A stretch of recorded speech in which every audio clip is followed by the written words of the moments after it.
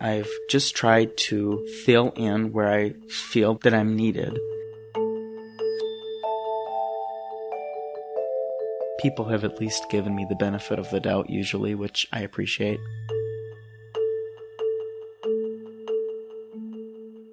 Welcome to Cool and Unusual Punishment. This is episode 4 of Luginbilled, our series on Joe Luginbill. We're going to start this story with January 22nd, which is the day the State Theater lost power after bills totaled over $20,000 on account of Joe Luginbill's non-payment. This was the catalyst for our podcast, and this was the catalyst for the LGBTQ plus community center losing their space, as they were one of the groups that had signed a lease. The State Theater was supposed to become a nonprofit hub. The LGBTQ plus community center wasn't the only tenant in the building the day that the power went off. There was one other office being used, and so we're going to be talking about that person's story.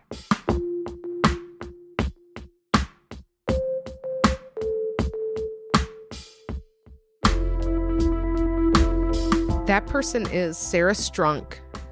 She came to our place this past week and talked to us. She brought along all of her documentation that supported her story. It should be mentioned that it was a full manila folder stuffed with documents. Yeah. She preferred that we tell her story versus her telling it, so we're appreciative of her trusting us to do that. Sarah Strunk was the project lead for the Smile House. We'll talk about what the Smile House is in a little bit here, if you're not familiar. Her work with Joe on that project was funded through a government-funded employment program where they will give 14 weeks paid work experience to employers, but it's for people who have perhaps records of some kind, just don't have job experiences for one reason or another. And this is a way for employers to kind of take a chance on a person with really no risk to them because they're not paying the wages. Right. So Sarah became the project lead, and we'll find out how, and was paid through this company. But we need to rewind back a little bit in 2019.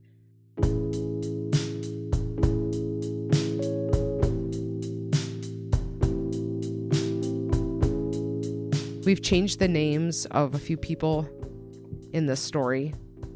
The first person, for the purposes of this story, is named Jake. At some point in 2019, Sarah meets Jake. They're at a meeting together, and he expresses his interest in using a house that he owns to provide housing for people with shared living experiences that he's had. And she thinks that's pretty cool.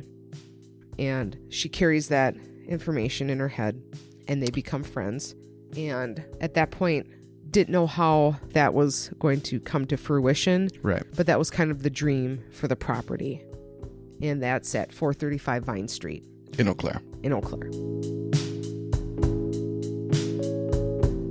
Sarah then attends a construction academy through the government-funded employment program. That was in August or September. She does some painting at the State Theater as part of this work experience, and that's where she first meets Joe Luginbill. If you recall, she talks about how the people attending the academy thought they would be doing more than painting. Joe had come to be managing the State Theater earlier in 2019. Maybe in April.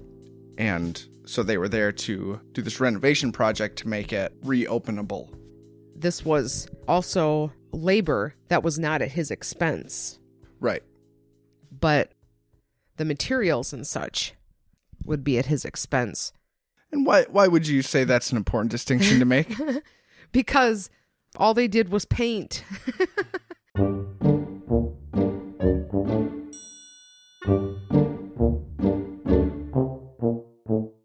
has Sarah, who is very well versed in the world of construction and rehabilitation, and she certainly knows her stuff.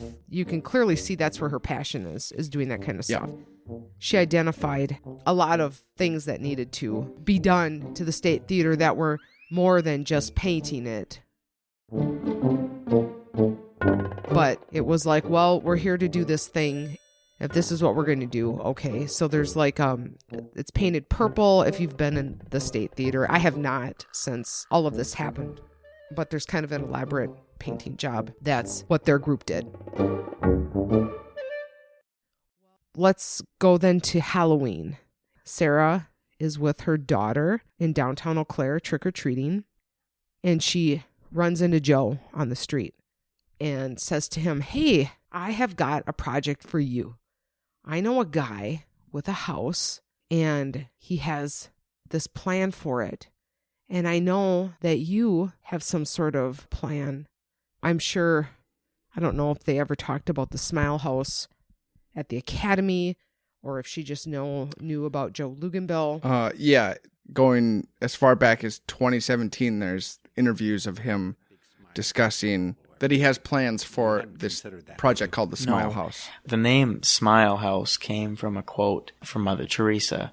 Peace begins with a smile. He's open about this desire to open a house for kids who transition out of foster care that have no other place to go once they turn 18. It's been a plan of his for some time. So when she brushes into him on Halloween, she thinks, oh, I know this guy who wants to do something very similar and owns a house. And that's Joe Luginbilled, who has the means to make something like that happen. Yes.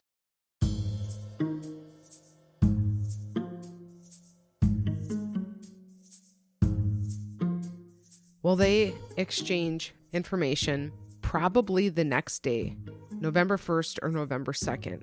There's a meeting that happens between Joe, Sarah, Jake the homeowner, and somebody we're changing the name of, again, named Luke, who worked at the Construction Academy. Luke is somebody who would be a good resource to have being involved in this project. And he's part of the government-funded employment program, so maybe they can get a workforce built. Mm-hmm.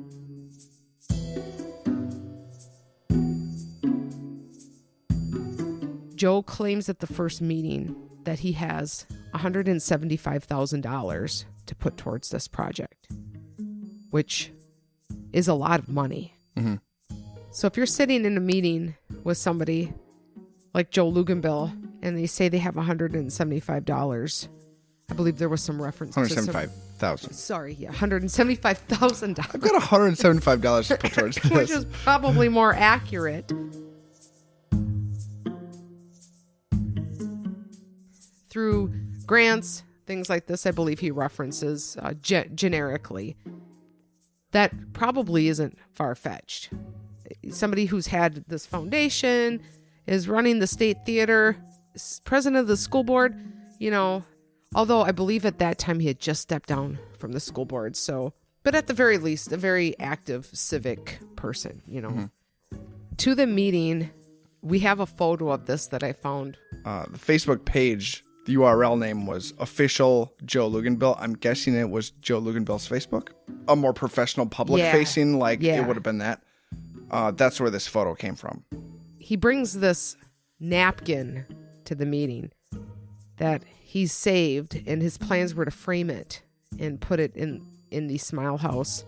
I don't know where he was, but somewhere out. And what it is the word smile, and then for every word, it's support system, mentoring, independent living, and education. So they're in this meeting. He brings his napkin and his Mother Teresa quote. And his dollar amount. And his dream. All of those things sound great. He then goes on to say that he has Presto on board. Most people around here just know them for cookware and kind of novelty, interesting things like air fryers and things like that. But they certainly do things much more significant, government contracts and stuff like that. He indicates that they have promised commercial kitchens to both the Smile House and the State Theater. Now, I did reach out to Mary Jo Cohen, who heads up Presto, asked if that was accurate, if they indeed had pledged to sponsor both of these projects in such a pretty expensive way, and I didn't hear back. But at the very least, that's just like another thing, you know, you say, oh, I've got Presto on board, I've got Menards I've reached out to, and, you know, he hasn't heard back. But if Menards doesn't come through with donations, he's going to have available for them a Menards Big Card, which is their credit card. To supply the materials for this renovation. Yeah. Well, you must remember that Joe runs into Sarah on October 31st. No more than 1 or 2 days later, depending on how soon that this meeting happened in the timeline from October 31st, he has a 1-page contract that he presents to Jake. It almost mirrors the agreement with the State Theater in that Jake retains ownership of the home in the same way that the State Theater was not Joe's. He did not own it, but he managed it and was responsible for the utilities of it. You know, Joe was responsible for paying essentially the mortgage at the State Theater. Yeah, it seemed very much like he was renting the place, but also with a more authority to be reworking and rebuilding these places. Yeah, it's kind of like, I have this space, you make it great. Yes.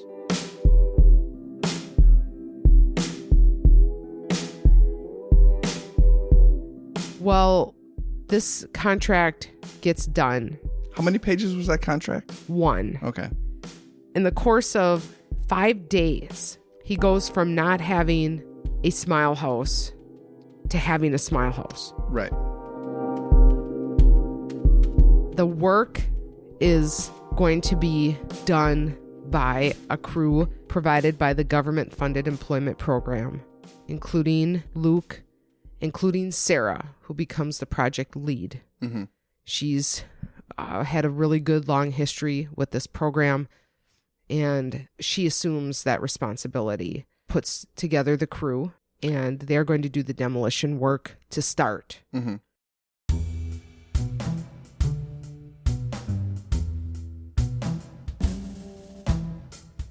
On November 5th is when Joe starts to blitz the media. And that's 5 days after Sarah talks to him. Yeah.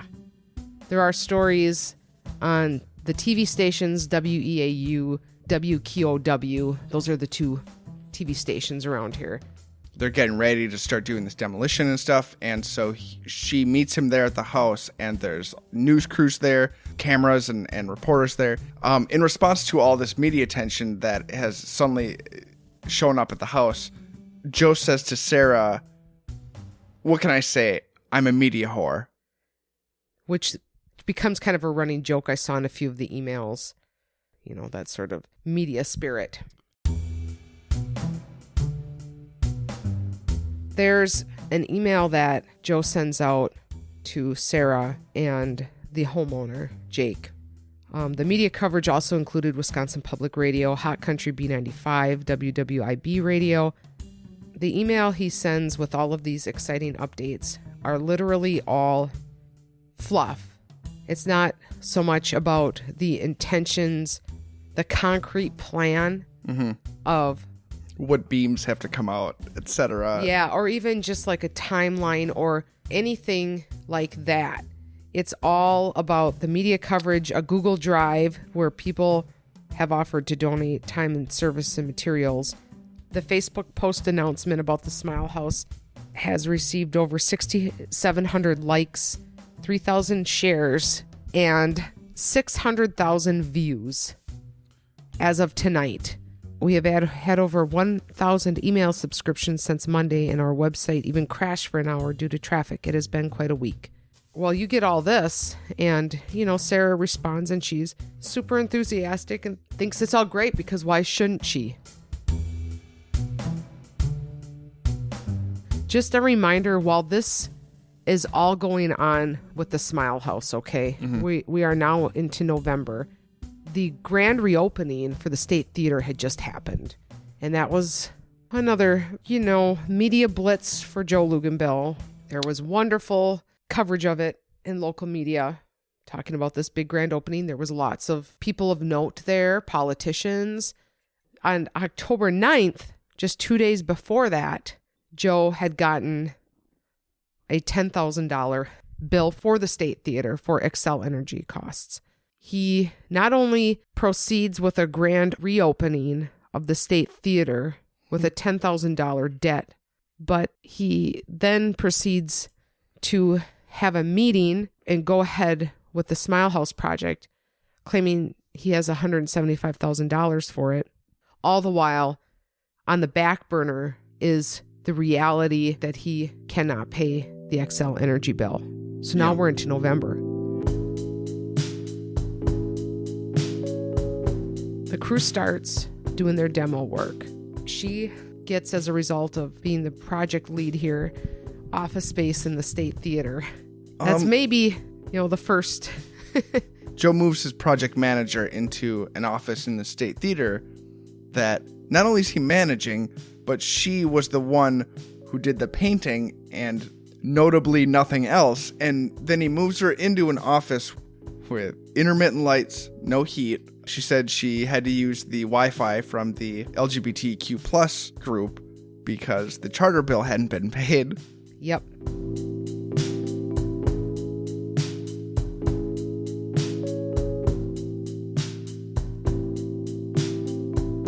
November 19th, there was a demo work day. There was a photographer there. There were volunteers from Starbucks. Quite a few employees, like for 2-hour shifts. Maybe there was 8 or 10 on that list. Joe shows up at the work site with this box, and he opens it quite ceremoniously. And inside of it is a statue of Mother Teresa, along with a laminated card that has a quote on it and a piece of her habit cloth. Like you have a little tiny bit of one of Mother Teresa's robes, something like this. Like the way I got a piece of the rock from Crazy Horse. Yes. You get a little souvenir. You get a little piece of Mother Teresa for yourself. He presents this along with the good news, which is that he has secured a generous amount of funding from the Mother Teresa Foundation. It was their biggest donor. The Smile House's biggest donor was the Mother Teresa Foundation. So what is the Mother Teresa Foundation?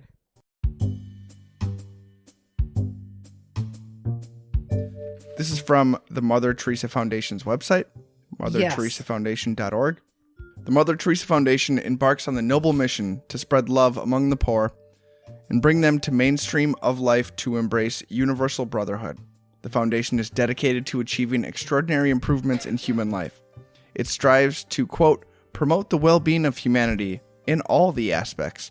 Hence our breadth of support includes the Mother Teresa Medical Foundation, the Mother Teresa Educational Program, the Mother Teresa Anbu Ilam, which is an orphanage. The Mother Teresa Joy Home is essentially a retirement home that is their upcoming project. The Mother Teresa Foundation is a part of the Mother Teresa Charitable Trust, registered under the Indian Trust Act 1961 with the District Registrar of Thanjavur under registration number 272-2002. The Mother Teresa Foundation contact, their address from their website is in Tamil Nadu in India. The Medical Foundation educational program that sponsors the orphanage and the upcoming retirement home are all in towns in India. How lucky that Joe Luginbilled had this dream for the Smile House inspired by a Mother Teresa quote. And then the biggest donor to the Smile House is the Mother Teresa Foundation. Fantastic news. I would put that in a small, ornate box. I would have probably put that in the media, but...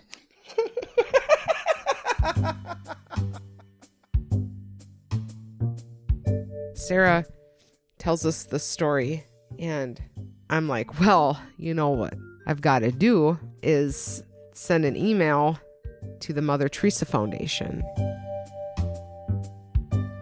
Hello, I'd like to verify if your organization ever donated a large amount of money to the Luginbilled Children's Foundation in Eau Claire, Wisconsin. On the 12th, Thursday, Dear Jodie, warm greetings from the Mother Teresa Foundation. With reference to your mail of the 11th, please be advised that we have not made any donation to the Luginbilled Children's Foundation in Eau Claire, Wisconsin. This is for your kind information. Regards, yours and the service of St. Mother Teresa, A.R. Savaramuthu, Chairman, Mother Teresa Foundation.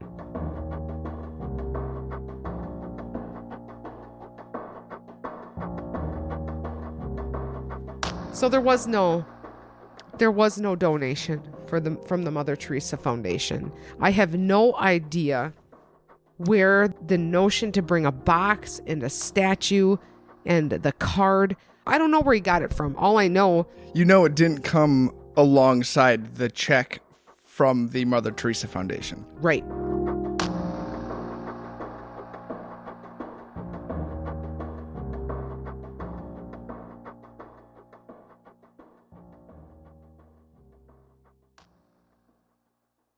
On December 5th, there is a Google Drive that's shared between Sarah, the homeowner, Jake, Joe, and it's a list of receipts. What's been purchased so far and who's responsible for those costs. The things on that list are construction materials reimbursement. That was $618.03. The spreadsheet states that the Luginbilled Children's Foundation is responsible for that bill. The homeowner paid for those materials, and he was never reimbursed for it. There was an email from November 15th that Sarah shared with us that indicated they could either do corporate billing with Menards on his behalf, sign him up for corporate billing. But right now, at least, when this Google Drive is being shared, we did get to see the...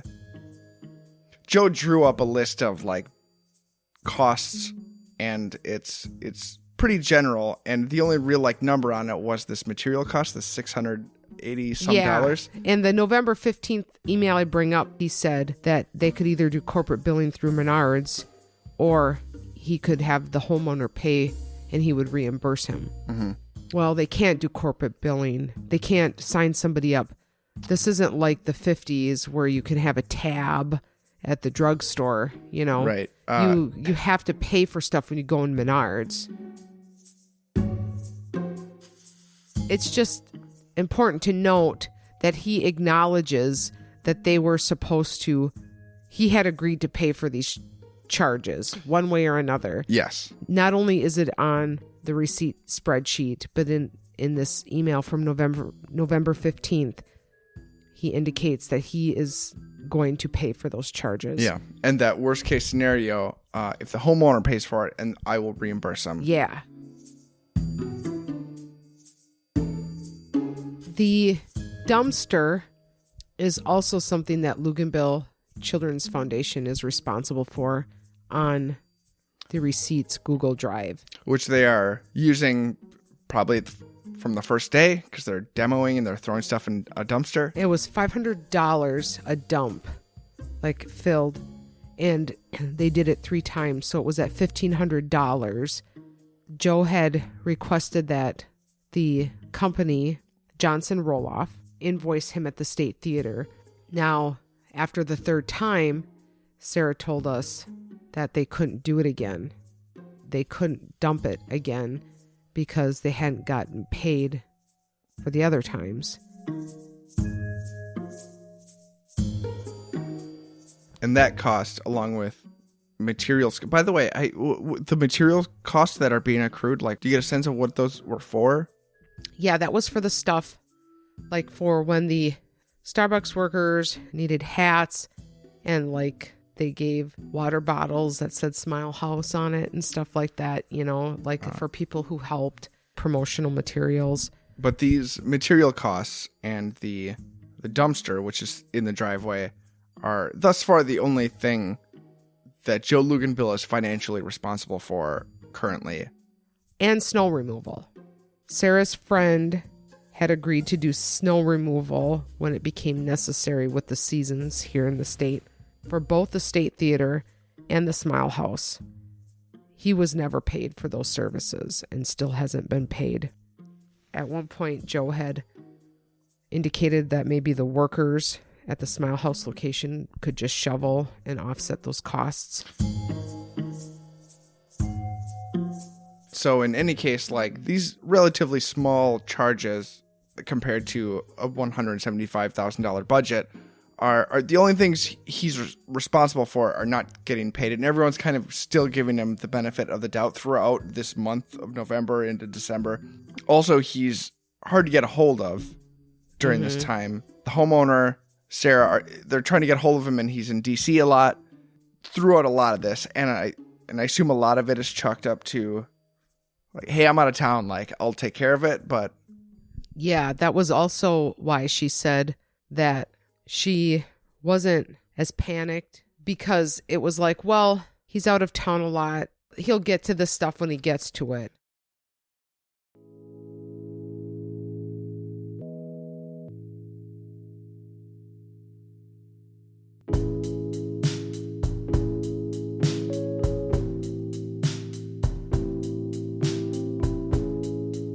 The demo is getting near done, and the only way they can move forward with this crew that's paid through the government-funded employment program, not paid by Joe, is to get materials. They need stuff to do more than just demo.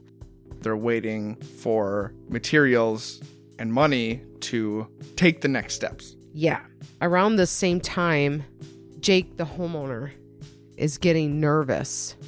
He's been told that Joe is 2 months behind in rent at the State Theater, and that's $2,500 a month. Joe's starting to become more unavailable. Again, Sarah reasons with Jake and says, well, he's been out of town for 2 months.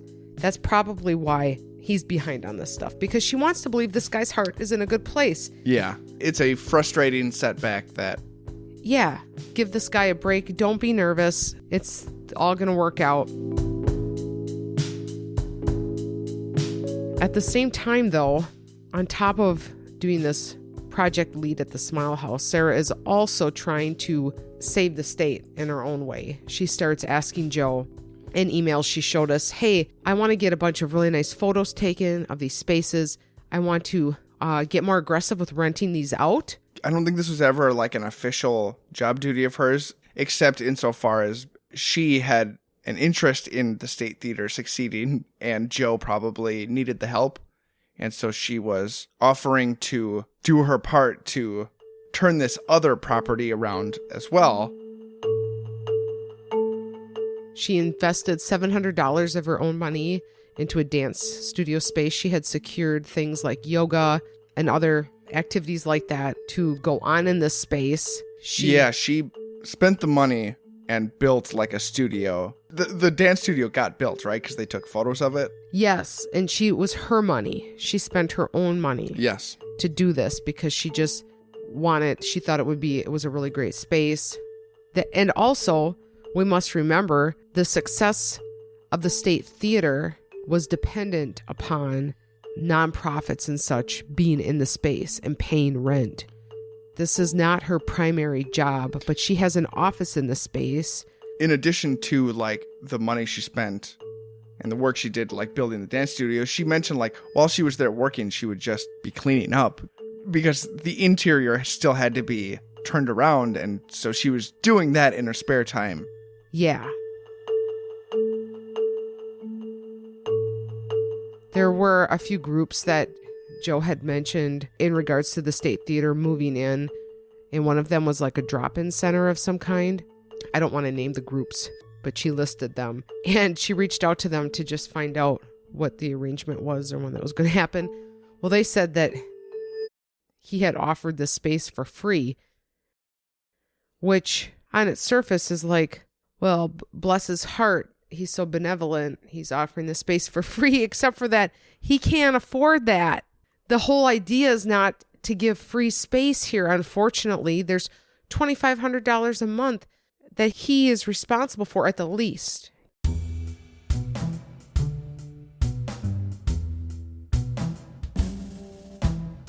I wonder if some of that has to do with him just feeling the need to keep up the appearance of, oh, I'll just give it to you, you know? Yeah, I wonder how much of it is he needs them in there, but he probably can't expect them to pay rent in its condition. So maybe he never got that far, but like get them to agree to come in. Hey, you can do it for free. It's coming together. Money is somewhere kind of in the near future where all this exists. Yeah. She also had more time to do this sort of stuff because they were running out of stuff to do at the Smile House. The demo was done. They didn't have money to go forward. They didn't have the Menards big card. They didn't have any sort of promise as to how they can have money to move forward. So she has time to start investing in this other stuff, right? And this is a 14-week paid job experience that this program does, with the hope that the people who do the project are successful and the employer goes, hey, you did great. I'd like to hire you on. Which I'm sure these people involved at some point were hoping, like, hey, there's clearly a lot of work to do here beyond 14 weeks at the Smile House. This could be a paid job opportunity beyond our paid work experience. Well, that's coming to an end. Sarah starts doing everything she can to make sure that her crew gets the full work experience. She gets them certified in OSHA 10, which takes like a week. So they do this certification while they're waiting around, hoping that all of this is going to come together and that, you know, there's something for them to do. Yeah, the pinch of all this time and the lack of time and money is all coming to like a head, and she's trying to keep these guys around long enough for Joe to answer an email. Meanwhile, we've got a homeowner wondering what's going on with this house, right? Mm-hmm.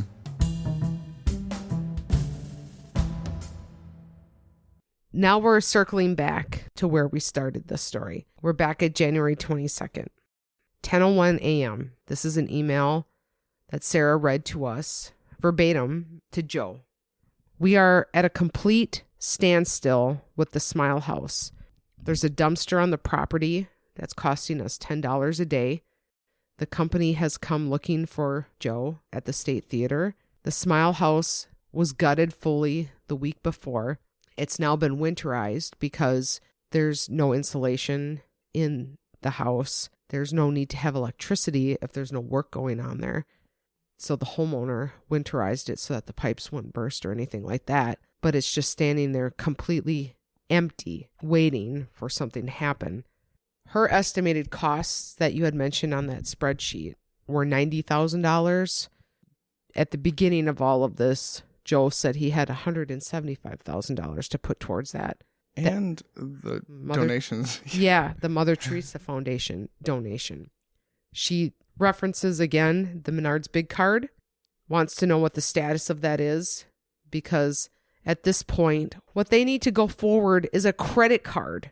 This big card, by the way, because Joe's insisting that it should show up soon. At some point, she goes ahead and calls Menards to ask what the status is of this card, and is told by Menards that it doesn't exist. It's never been applied for. It's not in transit.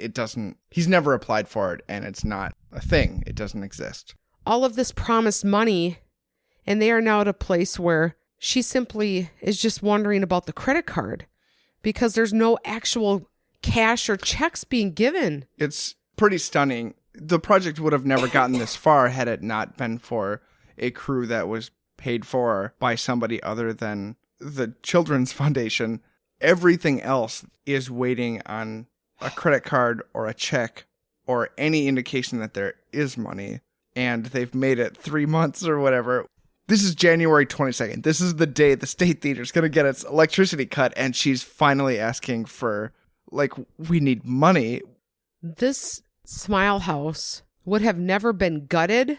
It would have stood as it was, maybe for the better, because now it's gutted. Yeah. None of that would have happened without that crew from the government-funded employment program.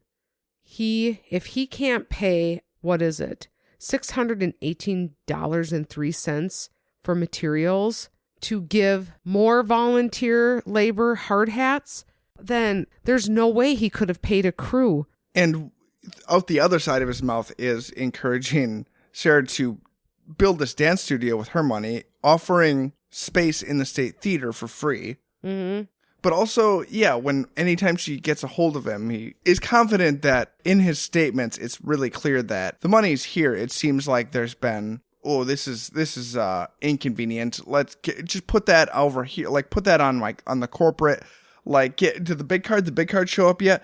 He speaks with the confidence of somebody who knows this money is here. It's like a oversight that that's weird that you didn't. I mean, he's speaking to her like he's literally spoken to everybody else about every single project for his entire life. That's a more succinct way to put it, yes.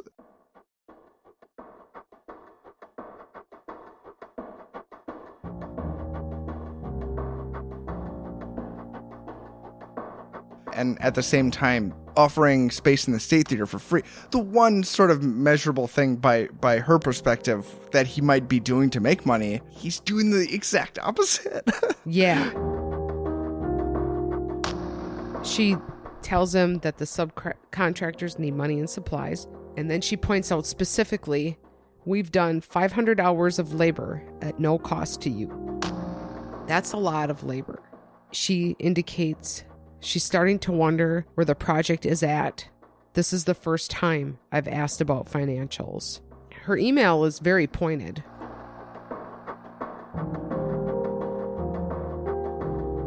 Pretty much immediately following this email she sends, she gets a call from her friend who does the snow removal for the properties. And he says Excel is going to shut off the power today. Do you remember when she was talking about how she called Excel? And of course, because the account is in Joe Luginbill's name and not hers, they couldn't give her any information about it. But she was like, can you at least give me some indicator of where this dollar amount is? And like hot or cold, like 5,000 cold, 10,000, you're getting kind of warm. This was the first that she knew about this being a problem. And she knows that she has to find a way to reach Joe immediately.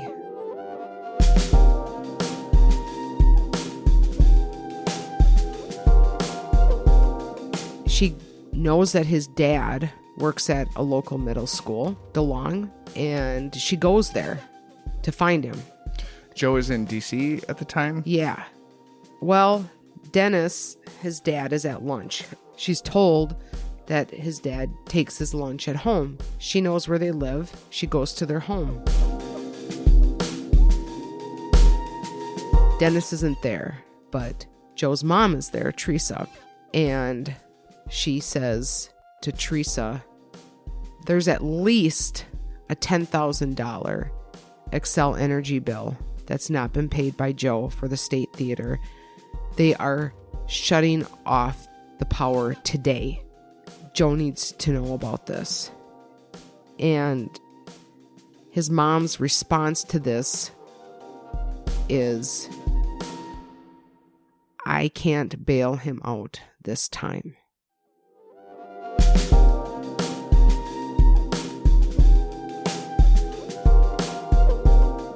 Well, Sarah then emails Joe again with a picture of the disconnect notice and says they are disconnecting the power today. Her email earlier in the day had been about the Smile House. It had been, what's going on with that? Then all of a sudden, because she has office space at the State Theater, she is thrown into this situation as being the person that's trying to reach him to get this figured out. He writes her back in an email and says that he's in a meeting and he'll call her back as soon as he can, which he does. He tells her, my biggest donor at the State Theater dropped out. Unclear who that is. And then says, yeah, I just can't be part of the state anymore. Oh, okay.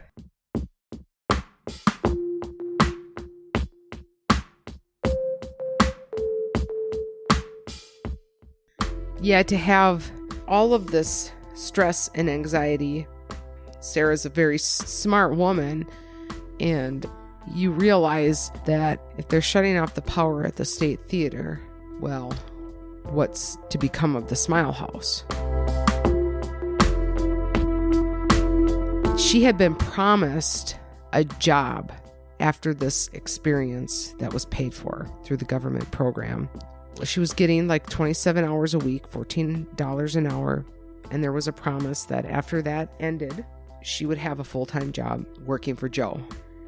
He had also told her what? He had told her that because while she's working these project manager hours, she has her child in daycare. For the hours that her child's not at Head Start. He tells her that after the work experience to just not worry about the daycare because the hours could be flexible, that she could bring her daughter to work with her on the days like when she would just be working out of her office at the State Theater. This would be the kind of job where it would be flexible. Just drop those costs if you're worried about, if it's more hours or if you're going to lose certain benefits or something, that the cost of dropping the daycare would offset maybe some of those other costs. I know she had a paper I saw where she was kind of doing a comparison of, how she could make this all work. If I don't have to pay the daycare, then I can, this will be able to work for me this way. But in essence, Joe ensures her that it won't be a problem once she's working for him because the hours will be flexible and there's no need for her to be paying daycare costs. She can just take her daughter out of daycare, that it'll work out better this way. Yep. So she does that. She had taken her daughter out of daycare. Well, now, not that her project was the State Theater, right? So him saying he doesn't want to be part of the State Theater she's not working at the State Theater, but she's already had to send emails saying the project's at a standstill. Then suddenly she's watching this crumble. I imagine that's the moment when you realize how much money you haven't seen all at once. Yeah, and the realization that none of these things are going to come to fruition.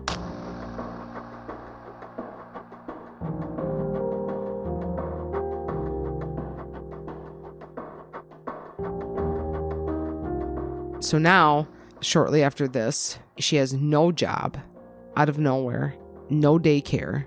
When we spoke to her, she had just started a new job.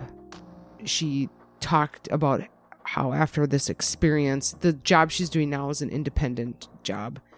And after this experience, she was really hesitant to trust an employer again because of what happened.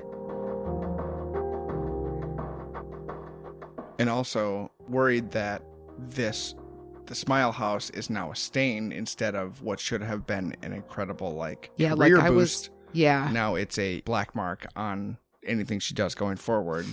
Yep. Joe deciding to be like, you know what? I think I'd like to step away is, true to form for him, but to have such a measurable impact on the people who were helping him the most as he's walking out the door is... The really rough part about this story is, as I'm sure everyone listening has probably already thought, and we've touched on it, is the fact that he picked up this project when the State Theater was already crumbling under the surface. So it's making more promises to first a crew of people that were hoping to get a great work experience. And again, using the promise of helping a vulnerable population to get you in the news, but then never following through with it. So all of these people who were enthusiastically, we could see, offering their time and their talents, all of these things, because they so wanted to see this project come to fruition.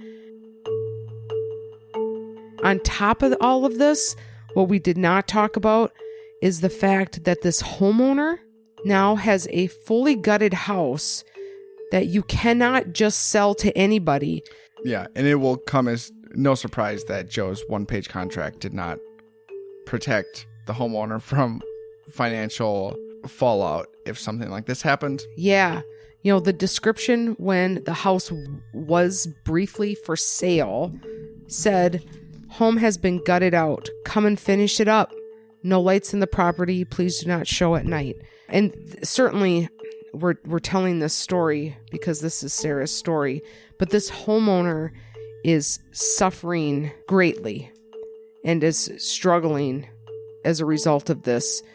Just the sheer recklessness of taking people's lives and having no regard for what his lies, what the long-term impact is really, really rough.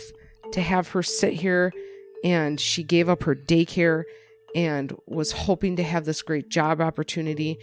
And he promises these things to her knowing that he's never going to be able to deliver on that. This was made possible by, like, he didn't just grift people because, yeah, like you said, nobody would sign on to work with someone who had this much baggage. Like, the reason he got away with it is because of, like, what she fell for.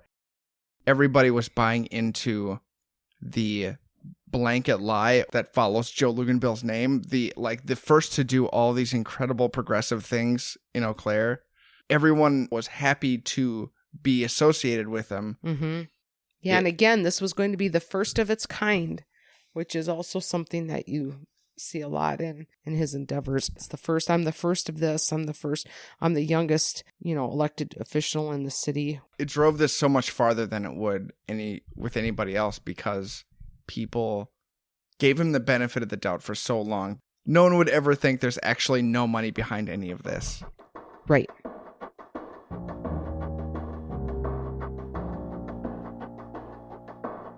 And what's remarkable is that people who have been impacted by him, Sarah will be okay. She's started a new job, but you're just different. And this is like a traumatic event that has happened. Which is, I think, something she told us, like the idea of, like, beyond the financial and job stuff, the idea of the person that you thought you knew was this plastic cover over something very different. Yeah. So that's the story of the Smile House.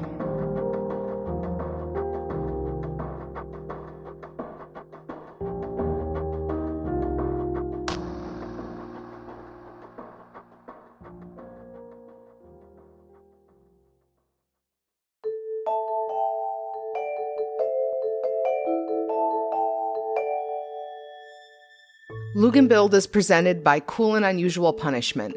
Research and interviewing by me, Jodie Arnold. This episode was edited and mixed by Tyler Haas. Music by Rick Dickert, AG Music, and Zavely. Interview clips from the Spirit in Action podcast. Special thanks this week to Sarah Strunk for speaking with us. Our website, where you can listen to past episodes and find links to the material and documents we referenced, is coolandunusualpunishment.com.